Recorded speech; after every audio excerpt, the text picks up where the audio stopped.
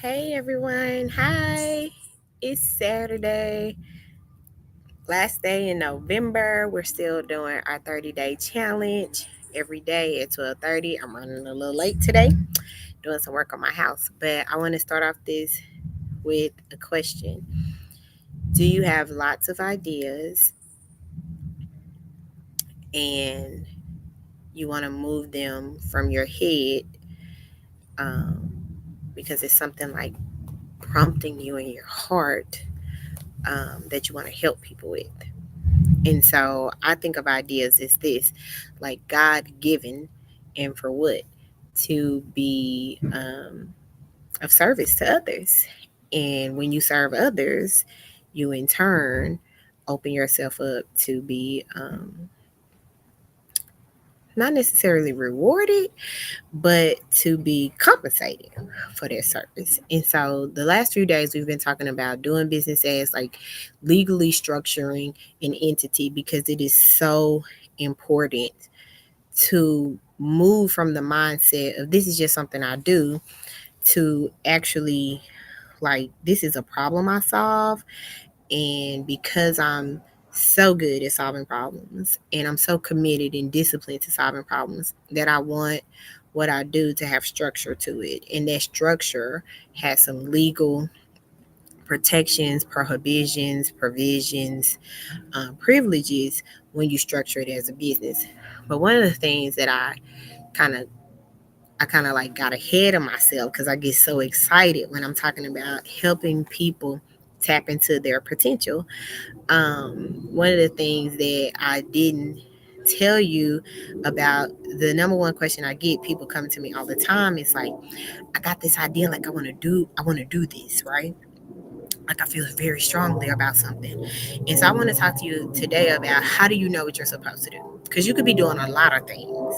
If you're like me, I'm gardening, I'm farming, I'm a mom, I'm a minister, I'm an author, I write books, I help other people start and launch and structure and scale and wrap strategy around businesses.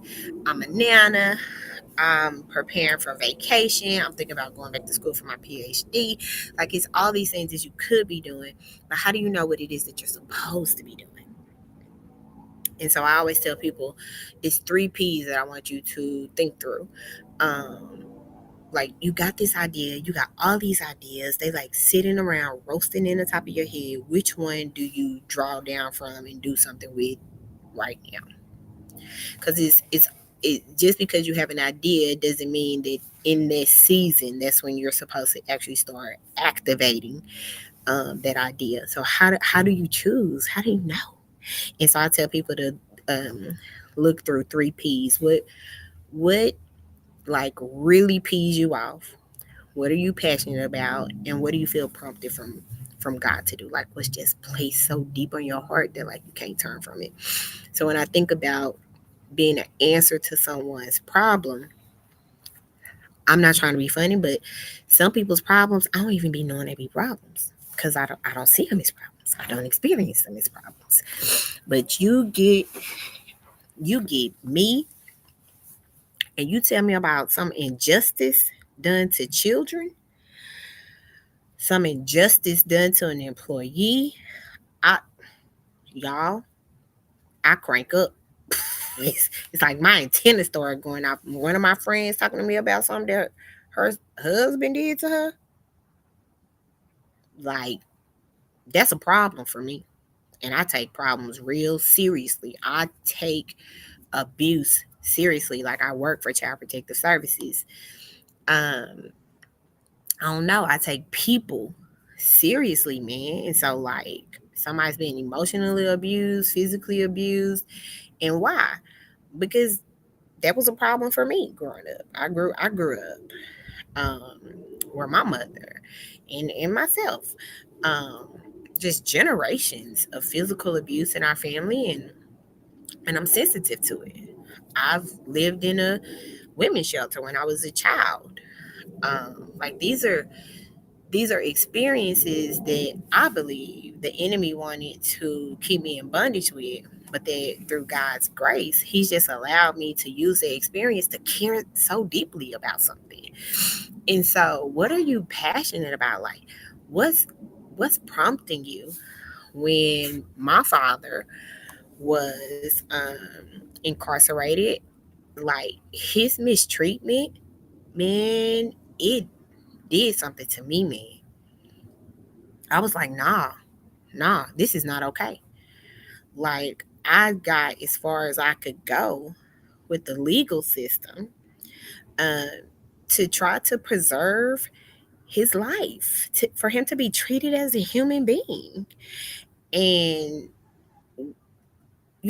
over and over and over again, I've had these run ins with the legal system where I'm like bucking the legal system because of the mistreatment of people. Like, are our laws in place to protect people or to punish people? And so, um, all throughout my life, even as a little girl, these have been things that have just been kind of got me riled up. We were little girls, and my cousin and I don't know what we were doing. We were outside, but this group of boys was like bullying her. I jumped in the middle of a circle, like, we gonna fight. I got beat up, but I was fighting. I fought about 10 of them. I don't care. You're not finna pick on nobody around me. And so God has given me a unique agitation. When people are bullied or picked on, it kind of puts me in the mind of David. Like, David came out, he was like, who threatening y'all? That's how I roll. I'm like, who threatening y'all? I'll pull up. And so, you got to think about what are you passionate about? What do you have a unique agitation for? What are you sensitive to? What have all those experiences that you just have been like, God, what was this for? Why was it so hard? What what was it for? And I believe it's gonna be like with Joseph. Think about that. Like with Joseph, he went from the pit to prison and then to the palace. And at the end of all of it, he was like, what y'all meant for evil, God meant it for good. Why? For the saving of many, many people. And so I think if you sit and you think about, what am I supposed to be doing next and right now, it's going to be tied to your unique agitation from God. And this is not a season to have apathy pertaining to that. And this is not a season to go pick up every single activity that you can think of. This is a season to say, God, you've made me uniquely agitated in this. I feel like you're pricking and prompting and prodding me. There's something I'm supposed to be doing here. Let me start with that idea. And so I want to encourage you, because I kind of put the cart before the horse with the business structure.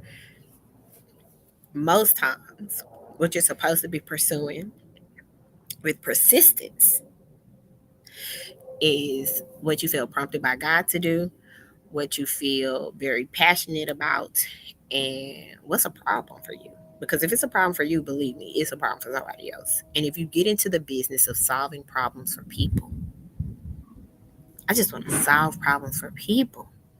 Guess what? We got a lot of people, and we're going to always have problems. So you'll never have to worry about a paycheck if you get in, if you switch your mindset to that. I'm solving problems for people.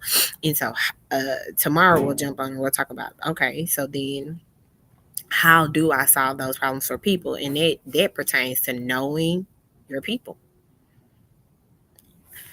You might know yourself, but you got to know everything about your people. And so I tell people all the time, you need one word for you, what you want to provide for your people.